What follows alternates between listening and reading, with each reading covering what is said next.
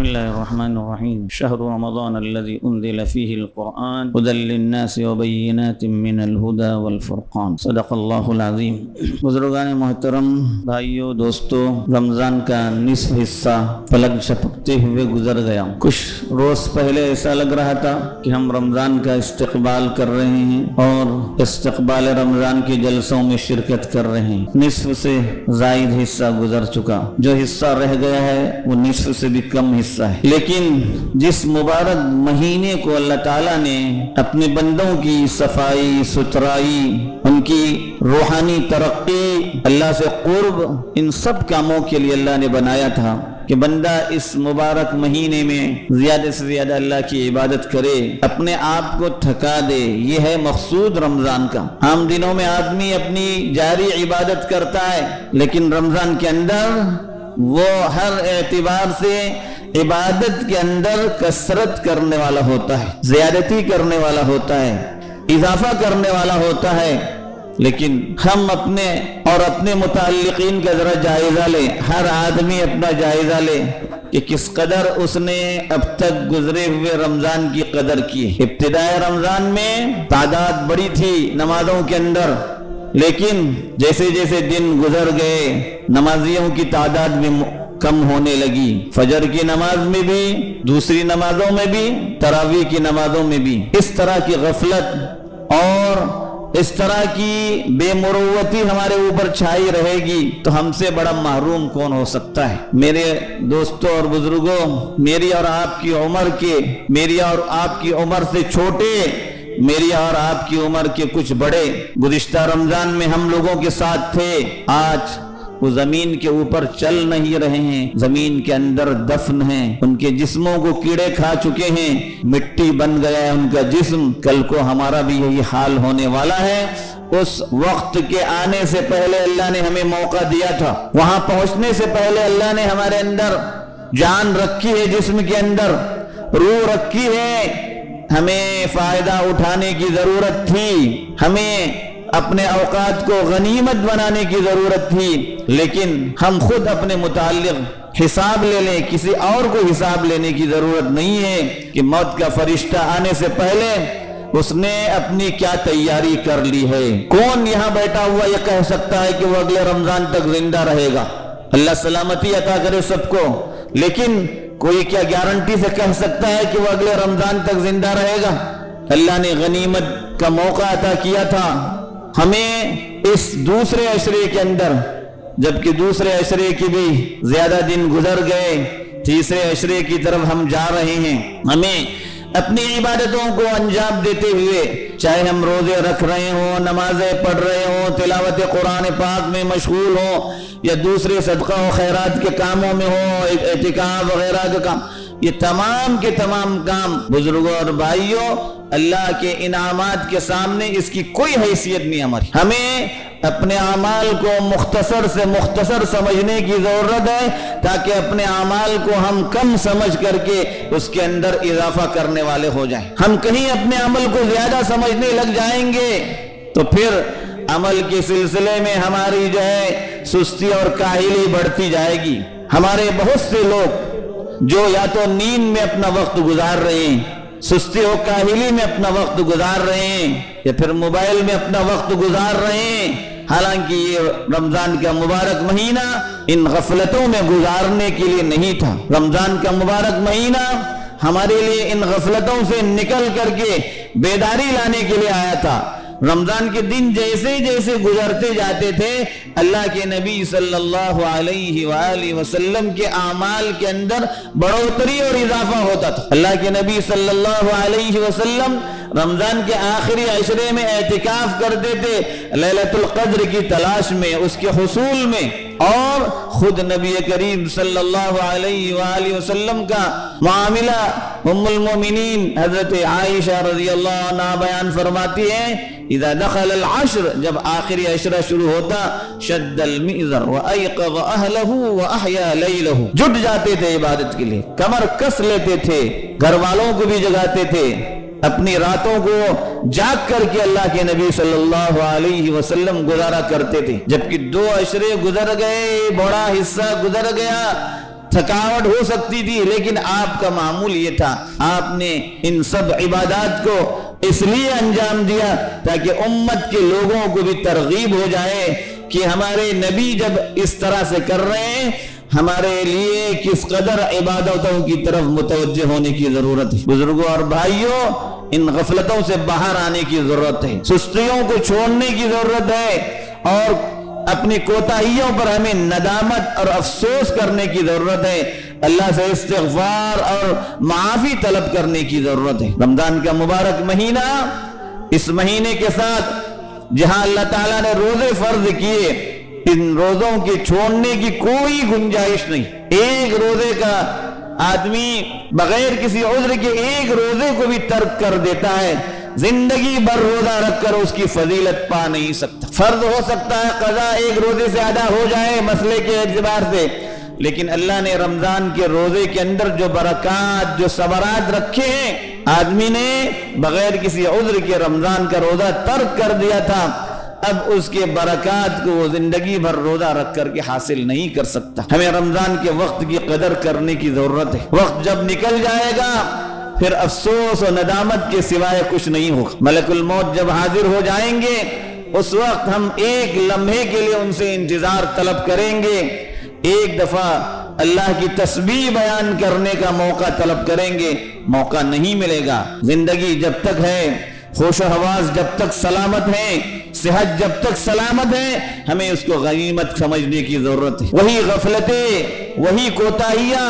وہی بے رویہ اور وہی ہماری اپنی جو ہے غیر ہمارا لاؤبالی پن، یہ آخر کس بات کی دعوت دے رہا ہے؟ بزرگوں اور بھائیوں، ہمیں ہوش میں آنے کی ضرورت ہے۔ ہمارے بزرگوں کی بھی ضرورت ہے کہ اپنے نوجوانوں کے سلسلے میں ان کی اس لحاظ سے اور ان کی اس انداز میں تربیت کی کوشش کریں کہ ان کی نمازیں نہ چھوٹیں۔ ہر آدمی اپنے متعلق سوال کرے کہ اس کی کتنی نمازیں چھوٹ رہی ہیں، کتنی جماعتیں اس کی چھوٹ چکی اب تک رمضان کے اندر، کتنی تکبیر اولیٰ اس کی فوت ہو چکی ہے، کتنے صف اولیٰ کی پابندی کرنے میں اس نے کوتاہی کی ہے۔ آدمی کو اپنے آپ سے سوال کرنے کی ضرورت ہے۔ وقت نکل گیا پھر افسوس کرنے کا کوئی فائدہ نہیں ہے، وقت ابھی بھی باقی ہے، اور ایک بڑا وقت ابھی بھی باقی ہے کہ جس وقت کو ہم قیمتی سے قیمتی بنا کر کے اس کو ہم اپنے نامہ اعمال کو بھرنے والا کر سکتے ہیں۔ اللہ نے بڑے برکات اور بڑے ثمرات رمضان کے اندر رکھے ہیں، اس کا کوئی لمحہ ضائع کرنے سے ہمیں پورے طور پر احتیاط کرنے کی ضرورت ہے۔ اب تک جو غفلتیں ہوئی ہیں، بزرگوں اور بھائیوں، اللہ کی طرف رجوع کر کے ہمیں اللہ سے معافی طلب کرنے کی ضرورت ہے۔ امت کا کیا حال ہے، دنیا کے لوگوں کے اوپر جو حالات ہیں، ایسے وقت میں ہم اپنے آپ کو سکون میں پا رہے، اللہ کا شکر ادا کریں، اور ان لوگوں کے حالات کو دیکھ کر کے ہمیں اللہ کی طرف اور زیادہ متوجہ ہونے کی ضرورت ہے۔ ایسا نہیں کہ ہم اطمینان سے بیٹھے، ہمارے لیے کچھ نہیں ہوا، ہمارے ساتھ تو کچھ نہیں ہوا۔ یہی جن لوگوں پر آزمائشیں کسی علاقے میں آتی ہیں، مسلمان ان کے درد تڑپ کو محسوس کرنے والا ہوتا ہے۔ کس طرح سے مسجد اقصی کے اندر ظلم و بربریت کا شکار کیا جا رہا ہے ہمارے اعراب کے بھائیوں کو، ہمارے اپنے اس ملک کے اندر، اس ملک کے بہت سے علاقوں کے اندر چند نادانوں کی طرف سے جو حالت کی جا رہی ہے، ان سب چیزوں کو ہم دیکھتے ہیں، سنتے ہیں اور گزر جاتے ہیں بغیر کسی تأثر کے اور بغیر کسی افسوس کے۔ نہ ان کے حق میں دعا کرنے والے ہوتے ہیں، نہ اس سے ہم عبرت حاصل کرنے والے ہوتے ہیں۔ تاجر حضرات یہ نہ سمجھے کہ ہمارے لیے تجارت کا ہی یہ وقت ہے، آپ کے لیے تجارت کا بھی وقت ہے، تجارت بھی کرنا ہے، لیکن تجارت کے ساتھ ساتھ اللہ کی طرف توجہ اور عبادت کے اندر بھی آپ کو جو ہے توجہ لگانے کی ضرورت ہے۔ وقت کے ضیاع سے بچنا نہایت ضروری ہے، سستی اور کاہلی سے بچنا نہایت ضروری ہے۔ یہی سستی اور کاہلی رہ جائے گی، آنے والی نسلیں ہمیں دیکھ کر کے افسوس کریں گی۔ اس لیے بزرگوں اور بھائیوں، ہمیں توجہ دینے کی ضرورت ہے۔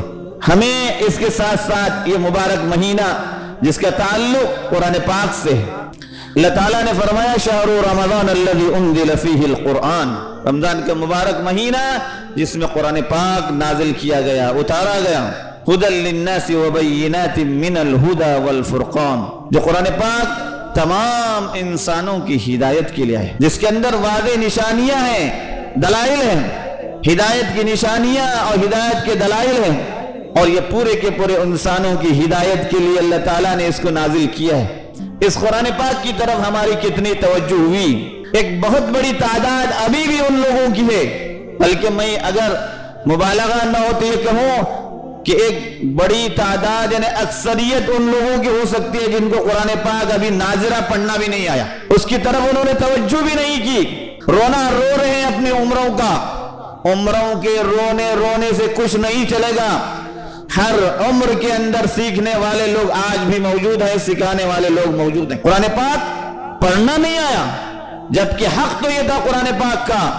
ہماری سب سے بڑی کوتاہی یہ ہے، جو بہت سے گناہوں کے اندر ہم شریک ہیں، اس میں سے ایک بہت بڑا گناہ مسلمانوں کا یہ ہے کہ مسلمانوں نے قرآن پاک کا سمجھنا اپنے لیے ضروری نہیں سمجھا۔ اللہ کے حضور جب حاضر ہوں گے اور جب اللہ تعالیٰ کی طرف سے سوال ہوگا، جس ہدایت نامے کو میں نے آپ کے لیے نازل کیا تھا، تم نے اس کو سمجھنے کی کوشش بھی کی تھی؟ کیا قرآن پاک کا سمجھنا ہمارے لیے ضروری نہیں؟ علماء نے لکھا ہے کہ ایک بہت بڑا گناہ ہے، جس طرح سے دوسرے بڑے بڑے گناہ ہیں، اس طرح سے ایک بہت بڑا گناہ یہ ہے کہ ہم قرآن پاک کو سمجھے بغیر زندگی گزار رہے ہیں۔ چند احادیث کی چند باتوں کو سیکھ کر، فضائل کی چند باتوں کو سیکھ کر ہم اگر یہ سمجھتے ہیں کہ ہم نے دین کا حق ادا کیا، ہم کوتا ہیں، ہم نالائق ہیں۔ ہماری ذمہ داری تھی قرآن پاک ہم سے کیا مطالبہ کر رہا ہے، قرآن پاک ہم سے کیا چاہ رہا ہے، اس کو ہم سمجھیں۔ جس کتاب کو اللہ نے قیامت تک آنے والے لوگوں کے لیے، انسانوں کے لیے ہدایت کا ذریعہ بنایا، اور یہ ہماری خوش قسمتی ہے، اپنے نبی کی وجہ سے یہ ہماری سعادت بننی ہے کہ اللہ نے ایسی کتاب ہمیں عطا کی جو کتاب قیامت تک رہنے والی ہے۔ ہم سے پہلے جتنے انبیاء پر کتابیں نازل ہوئی، ان کے اس دور کے ساتھ وہ کتابیں ختم ہو گئی، ان کتابوں پر اب عمل نہیں ہو سکتا۔ اس کتاب کو جو اللہ کی آخری وحی ہے، آسمانی جو سلسلہ، آخری سلسلہ اپنے آخری نبی پر اللہ تعالیٰ نے ختم فرمایا تھا، قرآن پاک، اس قرآن پاک کو سمجھنے کی کبھی ہم نے سنڈے دل سے سوچا بھی ہے؟ اس کے جہاں دروس ہوتے ہیں ان دروس میں بیٹھنے کی ہمیں توفیق ہوئی؟ یہ ہماری کوتاہی ہے۔ رمضان کے مبارک مہینے میں اللہ سے توبہ کیجئے، اللہ کی طرف متوجہ ہو جائیے کہ یہ جو ہم سے کوتاہی ہوئی تھی، ہم نے قرآن پاک کے مفاہیم اور قرآن پاک کو سمجھنے کی کوشش نہیں کی، اور اس گناہ میں ہم شریک ہوئے ہیں، اور اس گناہ کے ہم شکار ہوئے، اس گناہ سے ہمیں توبہ کرنے کی ضرورت ہے۔ ہمیں اس قرآن پاک کو سمجھنے کی، جاننے کی ضرورت ہے، اس کے پڑھانے والوں کے پاس جانے کی ضرورت ہے، اس کے دروس جہاں ہوتے ہیں ان دروس میں بیٹھ کر کے قرآن پاک ہم سے کیا مطالبہ کر رہا ہے اس کو سمجھنے کی ضرورت ہے۔ ہمارا تعلق قرآن پاک سے ہم نے کاٹ دیا۔